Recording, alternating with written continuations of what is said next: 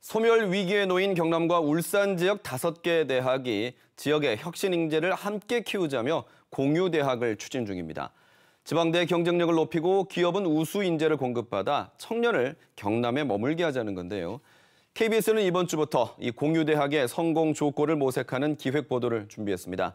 오늘 첫 순서로 4차 산업혁명 시대 바뀌는 일자리 지형과 인재 양성의 조건을 짚어봤습니다. 9,000톤급 대형 선박이 물살을 헤치며 앞으로 나아갑니다. 이른바 바다 위 테슬라라 불리는 자율운항 선박입니다. 미리 입력한 항해 정보에 따라 인공지능이 주변 여건을 분석해 스스로 조타기를 움직입니다. 선원이 한 명도 탑승하지 않고 10km 떨어진 목적지를 돌아 출발지로 안전하게 복귀했습니다.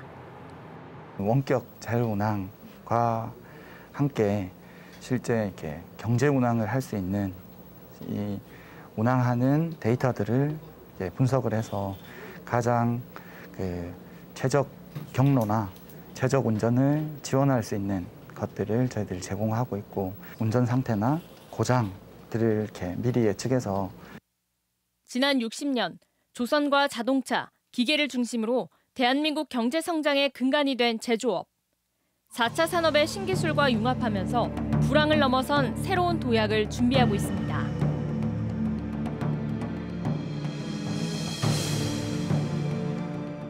서울의 한 편의점. 국내 한 대기업이 개발한 배달 로봇입니다. 고객이 앱을 통해 상품을 주문하면 직접 엘리베이터를 호출해 고객에게 상품을 배달합니다. 이 로봇은 국립암센터 등 각 의료기관에 배치돼 약품과 검체 이송 등 사람이 하던 단순 반복 업무를 대신합니다. 인력 집적 산업으로 계속적으로 하면 가격 경쟁력에서 뒤처지기 때문에 더 이상 기업이 살아남기 힘듭니다. 그래서 자동화, 로봇 자동화 이렇게 가고 이제 이런 걸 뒷받침할 수 있게끔 해주는 게 기술입니다. 노동력에서 기술 중심으로 바뀌는 4차 산업, 일자리 지형도 바꾸어가고 있습니다. 공작기계를 만드는 한 대기업. 제조 현장에서 발생하는 모든 데이터가 실시간으로 수집됩니다. 이 데이터를 바탕으로 시스템이 사람보다 먼저 설비 가동 상태와 고장, 이상 징후를 파악해냅니다. 사람의 개입은 점차 최소화되고 있습니다.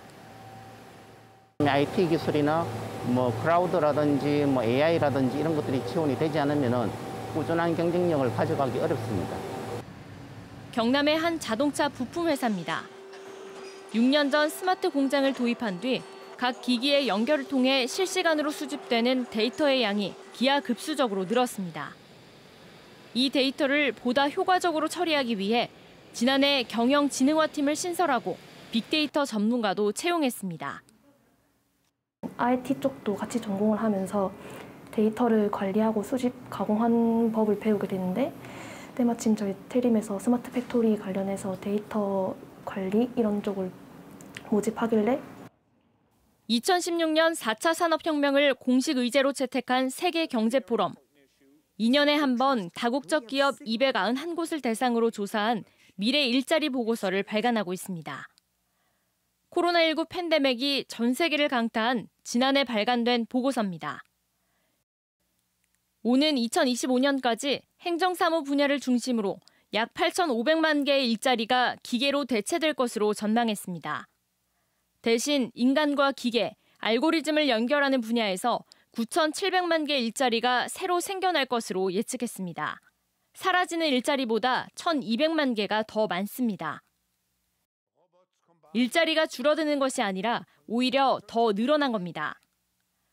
특히 제조업은 4차 산업 신기술과 융합하고 스마트 공장이 확산하면서 인공지능과 빅데이터 분야 수요는 더 빠르게 증가할 것으로 전망됩니다.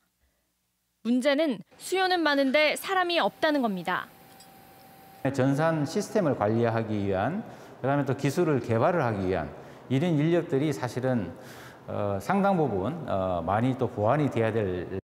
한국소프트웨어 정책연구소가 추정한 인력 수급 전망치입니다. 2022년까지 한국에서 인공지능 분야 14,000여 명이 필요한데 공급 인력은 4,100명에 불과해 9,900여 명이 부족한 실정입니다. 마찬가지로 빅데이터 분야에서 2,700명이, 클라우드와 증강, 가상현실 분야에서도 각각 300여 명과 18,000여 명이 부족한 실정입니다.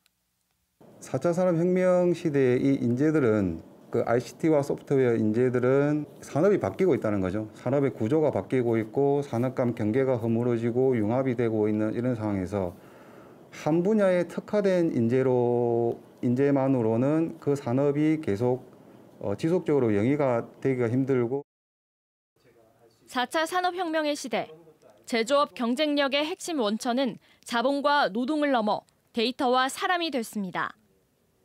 가파른 변화 속에서 전통적인 인재 양성 시스템은 한계에 맞닥뜨렸고 교육의 대대적인 변화는 더 이상 피할 수 없는 현실이 됐습니다. KBS는 앞으로 8회에 걸쳐 우리 대학 교육이 처한 위기와 원인을 진단하고 대안을 찾아가겠습니다.